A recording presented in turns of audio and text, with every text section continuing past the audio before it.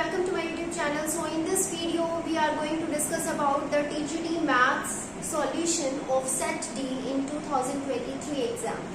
So this channel is about TGT Maths preparation. So I want to tell you कि अगर आपको किसी भी एग्जाम की प्रेपरेशन करनी है, कोई भी कॉम्पिटिटिव एग्जाम आप क्रैक करना चाहते हो, तो first of all you must be aware about it's pattern, कि कैसा पैटर्न आता है, किस टाइप के क्वेश्चंस आते हैं, वो आपको समझना जरूरी है ताकि आप अकॉर्डिंगली प्रिपरेशन कर सको। अदरवाइज आप बुक लेके बैठ जाओगे तो आप कंफ्यूज हो जाओगे कि क्या चीज पढ़े और क्या ना पढ़े, और अगर आप सब कुछ भी पढ़ लोगे तो भी एग्जाम को देखकर आप कंफ्यूज हो जाओगे कि किस टाइप के क्वेश्चंस आए हैं। तो फर्स्ट ऑफ ऑल आप क्वेश्चंस के पैटर्न को समझो, एग्जाम के पैटर्न को समझो, उसके बाद आप अपनी प्रिपरेशन स्टार्ट करो। तो यहाँ पर मैं एक चीज कहना चाहूंगी कि अगर आपको कोई भी कॉम्पिटिटिव एग्जाम के लिए प्रेप करना है तो आप first of all previous 2-3 years के क्वेश्चन पेपर जरूर सॉर्ट आउट करो। उससे आपको एक क्लियर आइडिया मिल जाएगा कि आपको क्या पढ़ना है और क्या नहीं पढ़ना, और किस वे में पढ़ना है, किस लिमिट तक पढ़ना है। ठीक है, तो यहाँ पर मैं वही आपको करने वाली हूँ। तो मैंने ये चैनल अभी क्रिएट किया है और इस चैनल की मेरी फर्स्ट वीडियो है जहाँ पर मैं आपको 2023 का टीजीटी मैथ्स का जो सेट डी है उसका सॉल्यूशन मैं आपको यहाँ पर प्रोवाइड कर रही हूँ। तो 1 बाय 1 हम जो है हर क्वेश्चन को सिंप्लीफाई करेंगे। 60 क्वेश्चन आपके रिलेटेड सब्जेक्ट के होते हैं, जो भी आपका कंसर्न सब्जेक्ट होता है। 91 to 150 जो ये क्वेश्चंस होते हैं ये आपके कंसर्न सब्जेक्ट से होते हैं। तो अगर आपका सब्जेक्ट मैथमेटिक्स है तो आपके लिए मैथमेटिक्स का सॉल्यूशन मैं यहाँ प्रोवाइड कर रही हूँ 2023 एग्जाम जो कंडक्ट हुआ था। तो फर्स्ट क्वेश्चन जो 91st क्वेश्चन था वो ये था आपकी जो सामने आपको दिखाई दे रहा है बोर्ड पर। क्या था question? The radius of the base of a right circular cone. Right circular कोन सबको याद होगा, इस टाइप से एक स्ट्रक्चर होता है कोन का। ठीक है, जो जोकर की हेड कह लो या फिर जो सॉफ्टी होती है उसकी जो कोन होती है वो इस तरीके से होती है।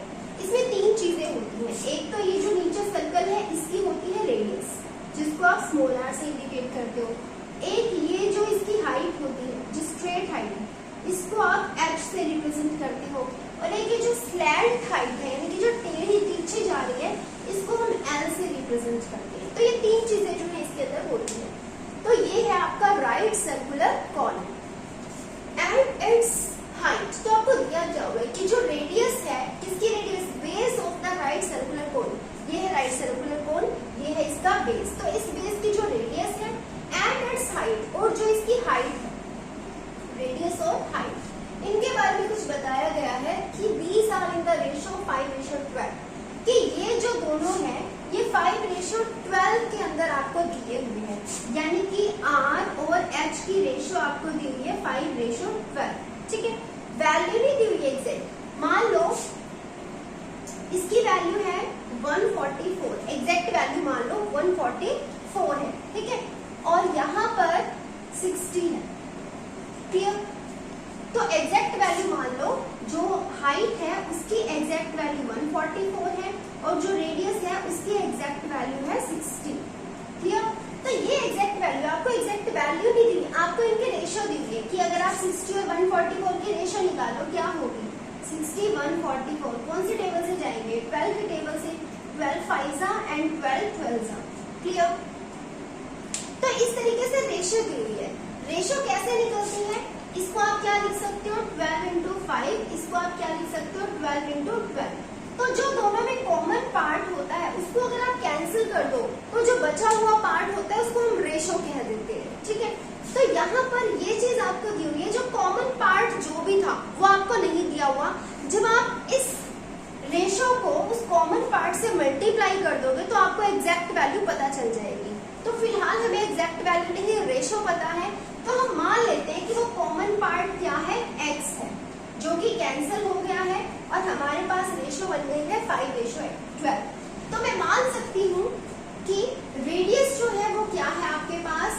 5x सेंटीमीटर, और जो हाइट है वो हम मान लेते हैं 12x सेंटीमीटर। तो x वो कॉमन पार्ट है जो मैंने मल्टीप्लाई कर दिया, और उसको मल्टीप्लाई करते हुए मेरे पास रेडियस की एग्जैक्ट वैल्यू आ गई और हाइट की एग्जैक्ट वैल्यू आ गई। ठीक है, तो रेशियो अगर आपको दिया हो तो आपको यही करना होता है, कोई भी कॉमन फैक्टर लो उसको मल्टीप्लाई कर दो, वो आपको वैल्यू पता चल जाएगी। रेशियो से आप वैल्यू में चले जाओगे। If the volume of the cone अब इस कोन की आपको वॉल्यूम दी है। अगर आपको फॉर्मूला याद हो तो जो कोन की वॉल्यूम होती है उसका फॉर्मूला होता है 1/3 of pi r square h. Clear? ठीक है, तो ये आपको वैल्यू कितनी दी हुई है वॉल्यूम की? वॉल्यूम आपको गिवन है 2512, तो इसकी वैल्यू डाल देते हैं यहाँ पर 2512 इज इक्वल्स टू 1/3। पाई की वैल्यू क्या होती है? 3.14। आप यहाँ पर 22/7 भी ले सकते हो, लेकिन आपको यहाँ पर कुछ चीजें माइंड में कैलकुलेट करनी होती है कि अगर आप कैलकुलेशन करके देखोगे 22/7 से तो काफी कॉम्प्लिकेटेड हो जाएगी।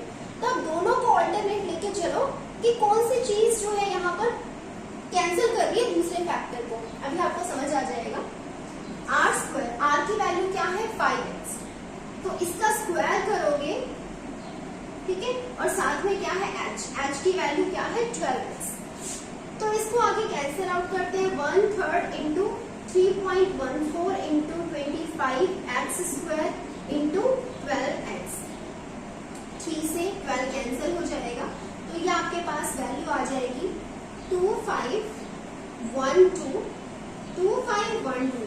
ये जो चीजें इधर है इनको इस तरफ ले आओ, ये ऊपर है तो नीचे डिवीजन में आ जाएंगी। 3.14 इंटू 25। क्लियर? ठीक है, और साथ में क्या आ जाएगा? मल्टीप्लाई में 4। क्लियर? ये किसकी वैल्यू आई? एक्स क्यूब की। बाकी सब तो हम इस तरफ ले आए, यहाँ पर ये बच गया सिर्फ। ठीक है, तो एक्स क्यूब 4 से कैंसिल कर लो, 4 6 सा, ठीक है, 1 बचेगा, 4 2 सा एंड 6 4 8 सा। ठीक है, अब अगर आप देखो 314 का डबल होता है 628। ठीक है, तो हम डायरेक्टली कैंसिल कर सकते हैं। यहाँ पर क्या आ जाएगा आपके पास? 0.01 और यहाँ पर क्या आ जाएगा? 2। आप पॉइंट हटा भी दोगे तो यहाँ पर ऊपर मल्टीप्लाई में 100 आ जाएगा, क्योंकि पॉइंट हटाओगे तो नीचे 100 आएगा। अपोर के नीचे अपोर होता है तो नीचे वाले टर्म ऊपर जाके मल्टीप्लाई हो जाता है। तो ये 314 इंटू में 100। ठीक है, तो ये 314 1 सा एंड 2 सा। ठीक है, कैंसिल हो गया। अब यहाँ पर फर्दर कैंसिल कर दो, 25 1 सा, 25 4 सा, 4 2 सा क्या हो जाएगा? 8। ये किसकी वैल्यू आई है? एक्स क्यूब की। तो एक्स की वैल्यू 8 किसका क्यूब होता है? 2 का। तो ये आपके पास एक्स की वैल्यू क्या आ जाएगी? 2 आ जाएगी। क्लियर? ठीक है, अब ये एक्स आपकी कोई वैल्यू नहीं निकली, ये तो वो कॉमन फैक्टर है जो आपने मल्टीप्लाई किया था। वैल्यू क्या आ जाएगी? 5 के साथ इस कॉमन फैक्टर को मल्टीप्लाई कर दो। 5 2 सा 10 सेंटीमीटर। रेडियस की वैल्यू आ गई 10 सेंटीमीटर और हाइट क्या है? 12 2 सा 24 सेंटीमीटर। क्लियर? दोनों के साथ एक्स मल्टीप्लाई कर दिया। अब आपको निकालना क्या है? ऑब्लिक हाइट निकालनी है। ऑब्लिक हाइट होती है ये वाली स्लैंट हाइट। ठीक है, तो इसकी वैल्यू आपको निकालनी है। आप देख रहे हो ये आपकी राइट एंगल ट्राइंगल बन रही है। ठीक है, तो this square plus this square will equals to this square. तो एल स्क्वायर की वैल्यू क्या होगी? R square plus h square. हमें एल चाहिए तो इसका स्क्वायर रूट कर दो। आर की वैल्यू क्या है आपके पास? 10। 10 का स्क्वायर क्या होगा? 100। एच स्क्वायर क्या है? 24 का स्क्वायर। 24 का स्क्वायर क्या होगा? मल्टीप्लाई कर लो। 24 4 सा 16, 4 2 सा 8 and 1 9, 24 2 सा 48, 6 7 5, 5 7 6 आ गया। इसको ऐड करोगे तो क्या हो जाएगा? 100 में 6 7 6। इसका स्क्वायर रूट निकालना है तो स्क्वायर रूट निकालना आपको आता होगा। सबसे पहले 1 डिजिट 2 2 सा 4, 2 7 6, 2 का डबल क्या हो जाएगा? 4। किससे मल्टीप्लाई करें? 6 से। 6 से मल्टीप्लाई करोगे तो 276 आ जाएगा, कैंसिल आउट हो जाएगा। ठीक है, तो 26 जो है इसका स्क्वायर रूट निकल आया। तो ये क्या निकली आपकी? एल की वैल्यू, जो कि ऑब्लिक या फिर स्लैंट हाइट होती है। तो हमें ऑब्लिक हाइट निकालनी थी, तो हमारी क्या निकल आई? 26 centimetre. I hope the question is clear to you. चलते हैं नेक्स्ट क्वेश्चन की तरफ।